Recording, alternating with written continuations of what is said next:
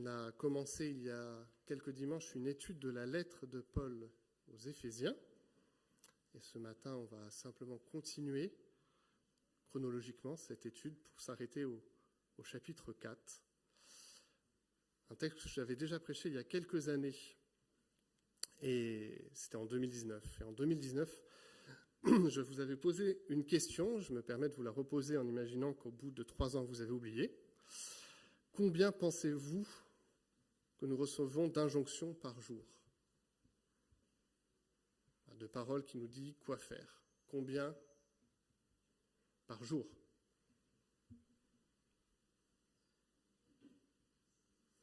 50, ok. Qui dit mieux ? Selon une étude qui date un peu, mais qui je pense est toujours d'actualité, nous voyons approximativement 350 annonces publicitaires par jour. Et dans ces annonces publicitaires, c'est très souvent des injonctions à faire telle ou telle chose ou à acheter telle ou telle chose. Donc 350 annonces publicitaires auxquelles on peut rajouter des injonctions professionnelles, des injonctions familiales et des injonctions sociétales. Donc ça fait un paquet d'injonctions qu'on reçoit par jour. Et à celles-ci déjà nombreuses et hautes en exigence, on pourrait rajouter des injonctions encore plus difficiles à mettre en pratique, des injonctions bibliques que nous sommes appelés à suivre en tant que chrétiens. S'il y avait à faire un choix parmi tous ces ordres qu'on reçoit à l'impératif, de journée en journée, celles que l'on tiendrait en plus haute estime, en tout cas si on se déclare chrétien, ça serait les dernières, celles qui sont bibliques. Parce qu'on pense que la Bible est la norme de notre vie. Elle pose le cadre de notre existence, des relations que nous devrions entretenir avec Dieu, d'abord, mais aussi les uns avec les autres. Parce que oui, il est question dans la Bible surtout du relationnel qu'on a à vivre d'abord avec notre Créateur et ensuite les uns avec les autres. Or, je pense énoncer quelque chose d'assez élémentaire en disant que les relations humaines demeurent peut-être un des points de nos vies les plus compliqués, tant elles mettent en relief le meilleur comme le pire de nous-mêmes.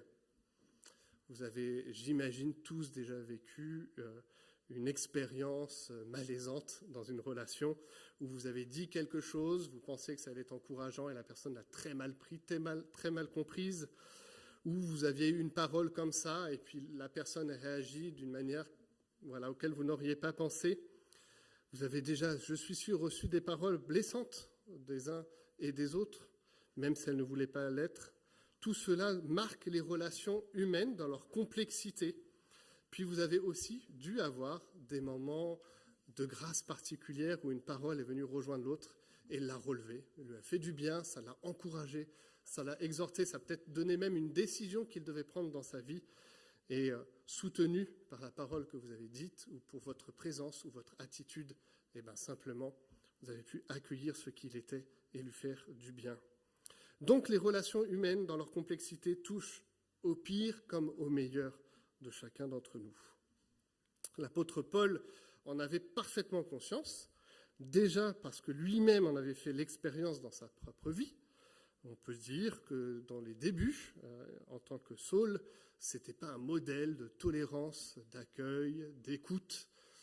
Saul était quelqu'un de fermé, qui n'acceptait pas une parole contraire, et même dans une façon peut-être compliquée pour lui, j'imagine, à vivre en tant que chrétien jusqu'à la persécution des chrétiens. Et son histoire manifeste une évolution d'un homme transformé, d'un homme renouvelé par le Christ, par l'œuvre du Saint-Esprit. Mais il en a aussi fait une expérience en tant qu'apôtre, tout simplement dans l'implantation des églises, où, si vous prenez le temps de lire toutes les lettres de Paul, un des sujets qui revient assez régulièrement, c'est la gestion des conflits, la gestion des relations humaines complexes, des relations entre des personnes fort différentes, culturellement, sociétalement, spirituellement. Paul a pris du temps pour parler de ces relations humaines, de ces mésententes, de ces conflits, et a voulu redire une parole d'unité, et une parole d'unité dans la diversité de l'Église. Bref, Paul a tout simplement touché du doigt que quand on rassemble des êtres humains, en général, il y a des difficultés. Quand on met des êtres humains ensemble, il y a toujours des problèmes, toujours des complexités qui se mettent en place dans les relations. Alors, dans les 3 premiers chapitres de la lettre aux Éphésiens, c'est joli, John Stott qui a bien résumé, Paul a dévoilé pour ses lecteurs le dessein éternel de Dieu qui se réalise dans l'histoire. On se rappelle des 3 dernières prédications qu'on a eues sur la lettre aux Éphésiens. Vous avez des hymnes extraordinaires. Vous avez Paul qui parle de la création du monde jusqu'à la venue prochaine de Jésus. Il y a l'expression du caractère de Dieu, de son amour qui est posée par Jésus-Christ, par l'œuvre de Jésus-Christ, mort pour des pécheurs, les pécheurs que nous sommes, et ressuscité d'entre les morts. Paul dit, Dieu a créé une réalité radicalement nouvelle, pas seulement une vie nouvelle pour des individus destinés à former une société nouvelle. Et sous les yeux émerveillés de l'apôtre, et donc nos yeux émerveillés, Paul voit une humanité hostile qui se réconcilie, une humanité déchirée qui retrouve son unité. En fait, une humanité nouvelle qui est en train de se créer. Ça, c'est les 3 premiers chapitres que je vous invite à relire. L'expression de tout ce travail, de toute cette œuvre de Dieu dans l'humanité, dans le cœur de l'Église et des croyants. Maintenant, l'apôtre va progresser dans son développement et aborder les nouvelles normes de cette nouvelle société qu'il a décrite. S'il fallait le dire autrement, on passe de l'exposé à la réalité pratique. Voilà, on a l'ensemble de l'enseignement qui a été donné, mais pratiquement comment ça doit se vivre dans l'Église, entre nous. Qu'est-ce que doit produire en nous tout ce qui a été dit dans les 3 premiers chapitres? L'amour de Dieu, l'expression de sa grâce depuis la création du monde, la réconciliation qu'il promet. Et ça va se manifester d'une manière particulière donc dans les défis des relations fraternelles. Parce que nous ne sommes pas seuls. Nous avons besoin d'être les uns avec les autres. Et Paul a une parole d'encouragement, d'exhortation ce matin. Le Christ nous accompagne par l'œuvre de l'Esprit Saint. Le Père est auprès de nous. Alors je vous invite à lire Éphésiens 4. On va lire les 16 premiers versets. Et on va voir ce que Paul dit des relations fraternelles que nous pourrions rêver ensemble, vivre ensemble. Lisons.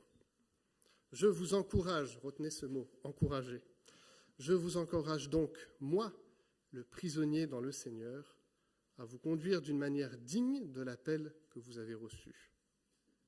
En toute humilité et douceur, avec patience, supportez-vous les uns les autres dans l'amour. Efforcez-vous de conserver l'unité de l'esprit par le lien de la paix. Il y a un seul corps et un seul esprit, de même que vous avez été appelés à une seule espérance par votre vocation. Il y a un seul Seigneur, une seule foi, un seul baptême, un seul Dieu et Père de tous. Il est au-dessus de tous, agit à travers tous et habite en nous tous. Cependant, à chacun de nous, la grâce a été donnée à la mesure du don de Christ. C'est pourquoi il est dit, il est monté sur les hauteurs, il a emmené des prisonniers et il a fait des dons aux hommes. Or, que signifie il est monté, sinon qu'il est aussi d'abord descendu dans les régions les plus basses de la terre. Celui qui est descendu, c'est celui qui est monté au-dessus de tous les cieux, afin de remplir tout l'univers. C'est lui qui a donné les uns comme apôtres, les autres comme prophètes, les autres comme évangélistes, les autres comme bergers et enseignants. Il a fait pour former les saints aux tâches du service en vue de l'édification du corps de Christ, jusqu'à ce que nous parvenions tous à l'unité de la foi et de la connaissance du Fils de Dieu, à la maturité de l'adulte, à la mesure de la stature parfaite de Christ.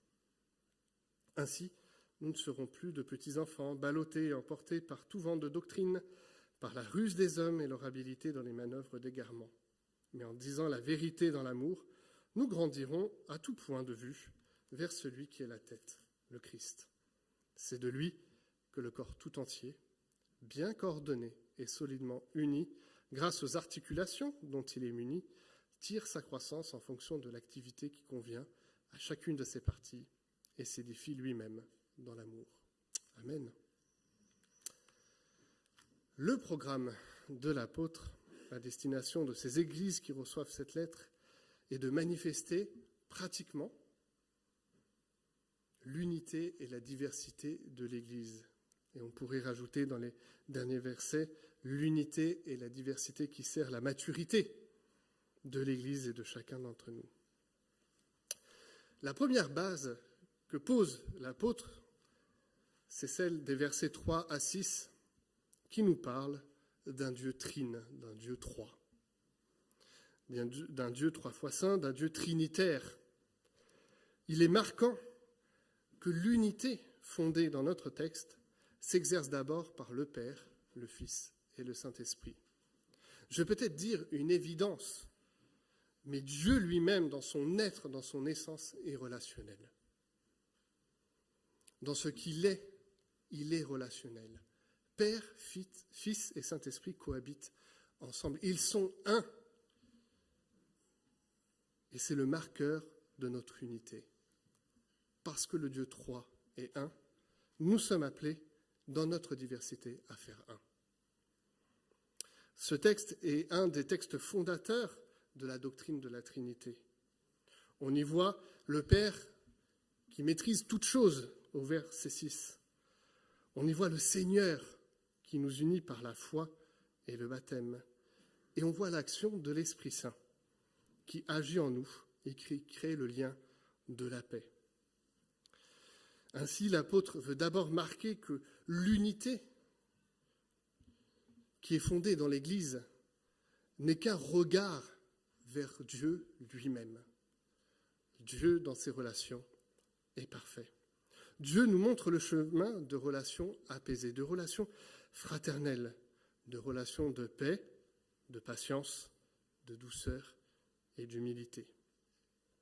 C'est à l'exemple du Dieu trine que nous devons regarder notre unité. Un premier élément que souligne Paul est de dire que ça ne sera pas par nos propres forces que nous y arriverons. L'encouragement de Paul n'est pas simplement de dire « faites », mais de dire d'abord « regardez ». Levez les yeux et regardez au Dieu que vous servez. Un seul Seigneur, une seule foi, un seul baptême. Ce qui nous réunit ce matin dans cette Église, mais avec l'ensemble des Églises qui confessent un seul Seigneur, une seule foi, un seul baptême, un seul Dieu et Père de tous, c'est ce Dieu trine. Ce matin, nous sommes réunis malgré nos différences, malgré nos histoires éloignées les uns des autres, malgré notre culture, notre statut social. Nous sommes réunis parce que Christ, le Père et le Fils nous réunissent. C'est le premier élément marqué de ce texte. Et dans l'élément de la Pentecôte que nous vivons aujourd'hui, c'est bien de se le rappeler. C'est Dieu qui nous unit. Si nous nous sommes levés ce matin, si nous sommes venus à l'église, si nous avons chanté, prié, regardé le texte, c'est parce que Dieu a en vrai œuvré en nous dans une parfaite unité. Nous regardons ensemble vers ce Seigneur, attachés à cette foi, par le baptême qui est la reconnaissance publique de l'homme et de la femme qui souhaitent marcher vers le Christ et vers le royaume des cieux et qui fondent l'Église, dans la reconnaissance de la souveraineté du Père. C'est tout bête de le dire, mais ça fait du bien de se le rappeler. Dieu est relationnel, et c'est à ces relations-là qu'on doit regarder pour l'unité que nous avons à vivre ensemble.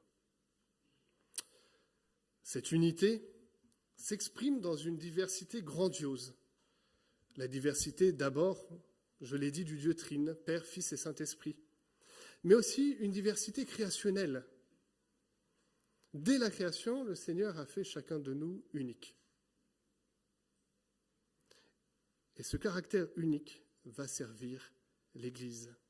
Je vais passer un temps plus large, des versets 7 à 12, où il est rappelé que chacun de nous a reçu une grâce à la mesure du don de Christ. Sylvie a posé la question, quels sont les fruits de l'esprit, les dons de l'esprit? Ce texte vient nous toucher profondément, puisqu'à partir du verset 7 jusqu'au verset 12, il n'est pas question de dons extérieurs que recevrait un être humain, mais il est question que chacun d'entre nous soyons un don à l'Église. Ce matin, nous pouvons dire ensemble que nous sommes des dons faits à l'Église. Il est manifeste que l'apôtre a voulu encourager ses lecteurs, ses auditeurs, nous, aujourd'hui, à considérer que si le Seigneur nous a créés, si le Seigneur nous a rachetés, c'est pour ça qu'il est monté sur les hauteurs et qu'il est descendu dans le séjour des morts pour manifester sa gloire, sa victoire, sa toute-puissance, il est venu nous transformer et faire de nous des dons aux hommes. Des dons à l'humanité entière et des dons plus spécifiquement à l'Église. Est-ce que nous reconnaissons ce matin que nous sommes des dons à l'Église, chacun d'entre nous? Est-ce qu'on peut se regarder ce matin et se dire, mais toi, tu as un don pour l'Église. Tu viens porter quelque chose à l'édification de l'Église et du royaume des cieux.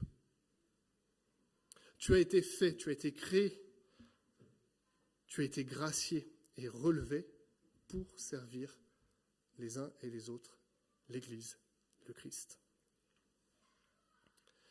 Alors, j'aimerais manifester que c'est vrai de l'Église locale et des relations entre nous, mais aussi des églises au sens large. Et j'aimerais faire une aparté au sens que je crois que le protestantisme a très bien compris la possibilité de la diversité. Que je crois que là-dessus, il n'y a aucun souci, que c'est acquis.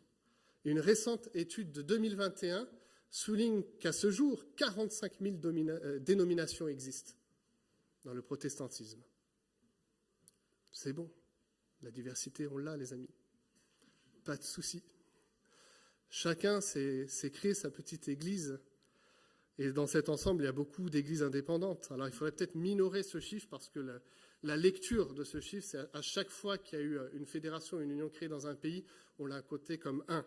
Donc, j'imagine que ça pourrait être un peu moins, parce que si je prends l'exemple des baptistes, qu'on soit baptiste allemand, suisse ou français, on fait partie de la même famille baptiste. Donc là, ça englobe le tout.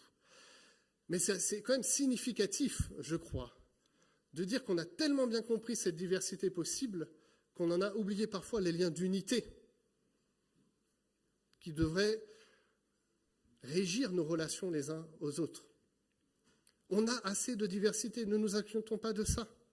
Mais est-ce que nous nous servons les uns aux autres dans l'unité du Christ, du Père et du Fils?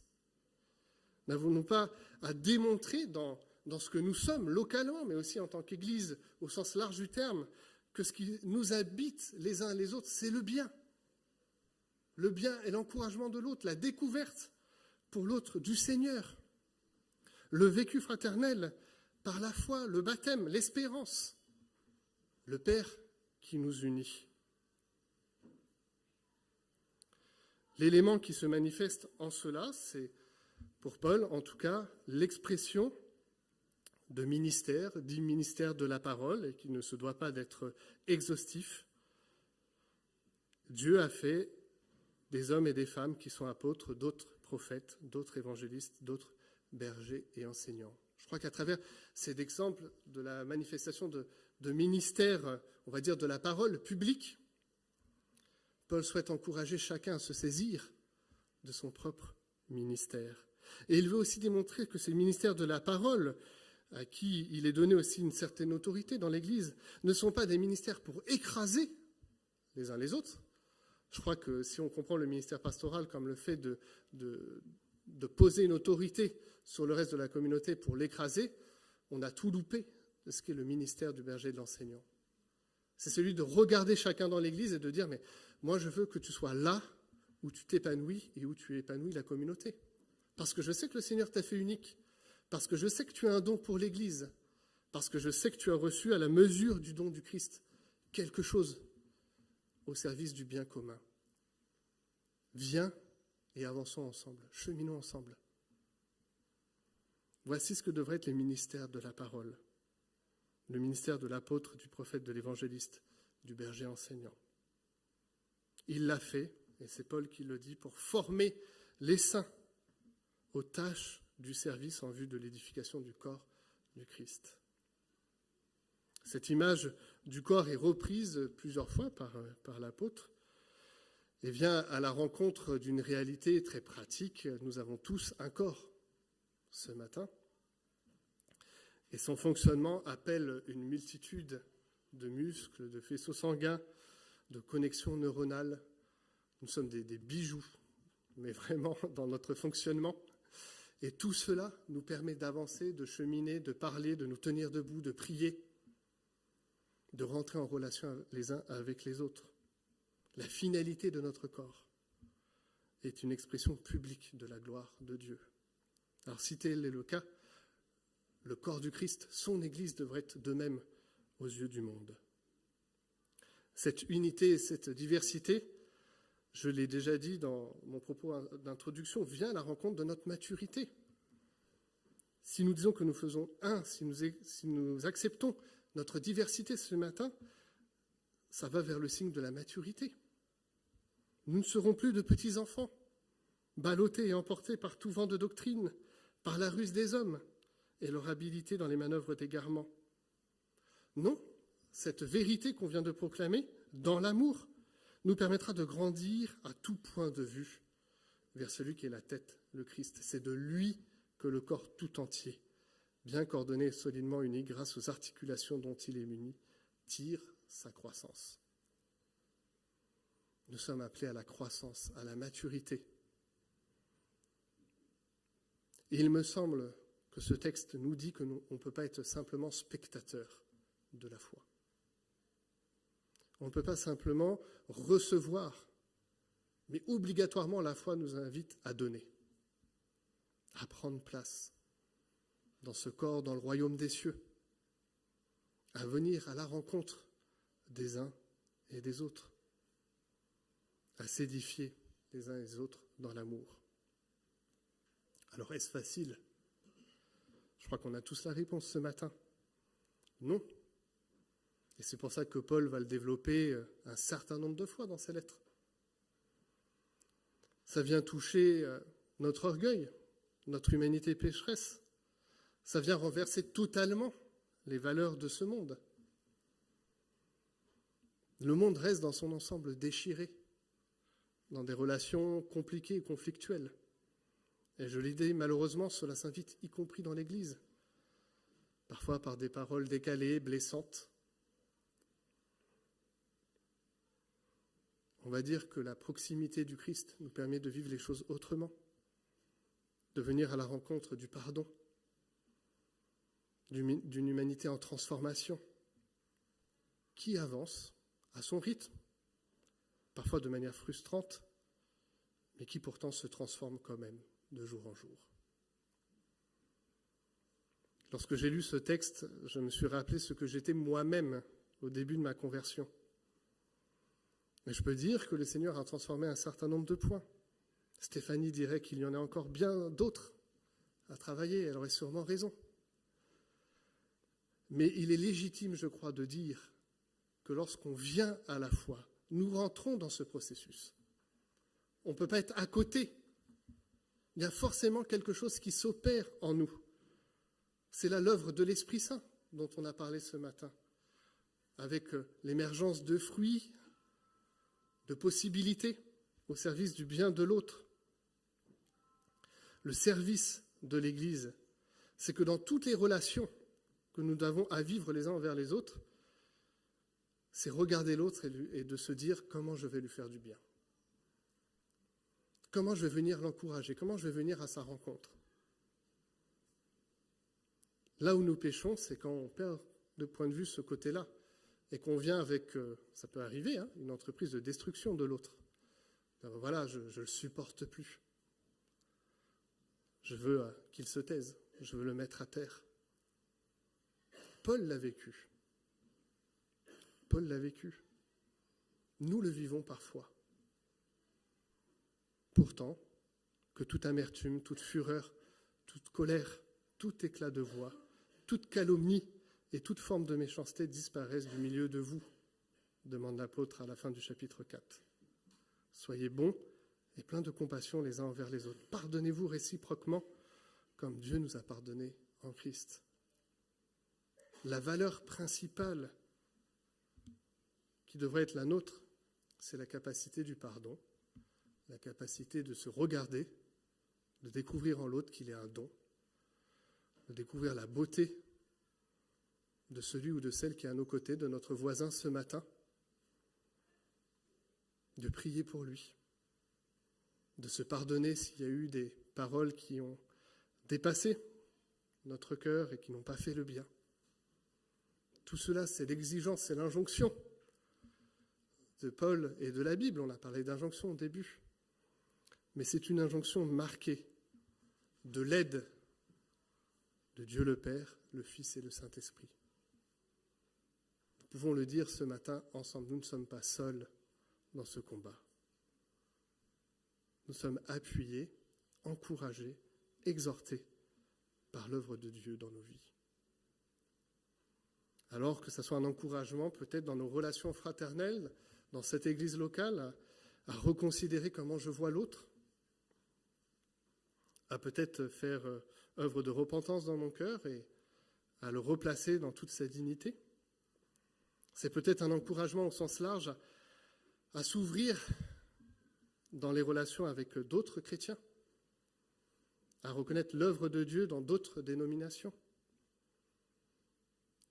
Dieu agit de la façon dont il lui plaît. Mais si c'est le même Père qui est proclamé, le même Seigneur qui sauve et le même Saint-Esprit qui nous habite, alors nous pouvons regarder à l'autre et dire « Tu es mon frère, tu es ma sœur ». Prions. Seigneur, merci encore ce matin pour ce texte qui, vient bousculer quelque part une partie de ce que nous sommes d'humains et de pécheurs. Seigneur, Paul et toi-même, tu avais conscience plus que quiconque des difficultés à vivre la fraternité, à vivre l'unité, même à vivre la diversité, Seigneur. Et pourtant, tu t'es plu à créer chacun de nous unique, à nous gracier à faire de chacun de nous des dons pour l'Église. Seigneur, que nous puissions considérer cela ce matin, en ce jour de la Pentecôte, de ton Saint-Esprit qui s'est déversé sur nous et qui nous habite. Nous voulons regarder à toi, Père, Fils et Saint-Esprit, regarder ton unité, regarder tes relations, regarder la diversité, te prendre comme exemple, Seigneur, les uns pour les autres. Nous voulons faire le bien pour notre frère, notre sœur, pour ce monde, avoir une parole de paix et non de haine, avoir une parole d'encouragement et non une parole qui brise. Nous te demandons pardon si parfois nous sommes aigris dans nos vies et nous te demandons de venir porter de la joie, de la paix, de l'espérance. Nous te demandons à regarder les frères et sœurs de ce monde et à considérer qu'ils viennent dans le même royaume que le nôtre. Nous marcherons vers toi, Seigneur. Nous regardons à toi. Merci pour ce corps. Merci parce que tu en es la tête. Amen.